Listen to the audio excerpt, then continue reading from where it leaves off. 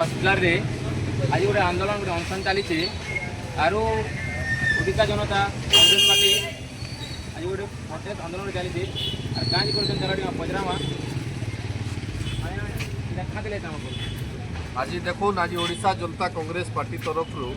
घंटाबांजी hospital रो विभिन्न अव्यवस्था समस्या के लेकर आज गोटे अनिर्दिष्ट काल दिवा राति अंचल आमर बलांगीर जिला ओडिशा जनता कांग्रेस पार्टी तरफ बसाई इनर मुख्य देखो दाबी गुड़िक है आपंकर घंटाबांजी हॉस्पिटल रे आप देखिथे 2-3 दिन आगु जेन गोटे छुआ मरीगला 9 वर्षर छुआ तार मृतदेह के गोटे तार बापा खांदे बोहिक 1 किलोमीटर तक इनू जना पड़ू जे कंटाबांजी हॉस्पिटल रे दायित्ववान लोक मैंने केन हिसाब से अच्छा और केन हिसाब से मैंने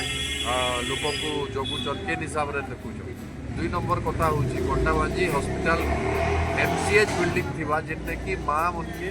प्रसव माँ मन के गर्भवती माँ मन के प्रसव कराएसी डेलीवरी कराएसी किंतु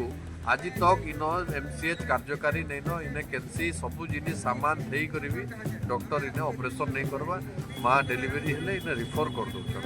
एंता विभिन्न समस्या जेतु आप देखबे इन जे गवर्नमेंट सरकार जेन औषध वितरण केन्द्र अच्छे जेटा कि 24 घंटा खुलवार कथा सेटा भी इन खुलवा नहीं एंता किसी समस्या के लेकिन ओडिशा जनता कांग्रेस आंदोलन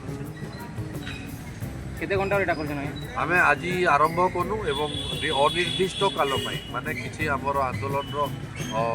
समय सीमा नहीं न अनिर्दिष्ट काल जेते बेल तक सीडीएमओ आसिक न आमके गोटे लिखित सब समस्या समाधान नहीं करबे सरकार नहीं सुनले आप काना करबे सरकार नहीं सुनले आम एंता कहीं बसतमु मसे लागू 2 मास लागू बसतमु तारपर विभिन्न संगठन तरफ आमको सपोर्ट मिलू जे आगामी दिन रे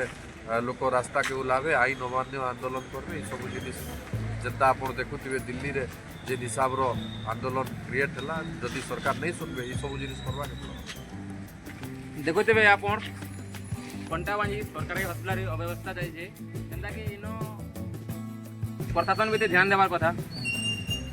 सरकारी हॉस्पिटल अव्यवस्था चली बेडशीट रे सफाई भी नहीं न जेनता अच्छे जे बाथरूम के पानी आसले के पानी नहीं आसबार लोक आसुचन लंबा लाइन लगुचन बहुत असुविधा होची लोक को लोग निजर अधिकार इलाज चाहूचन इज्जत चाहूचन प्रशासन के ध्यान देवार कथा। जय हिंद जय भारत।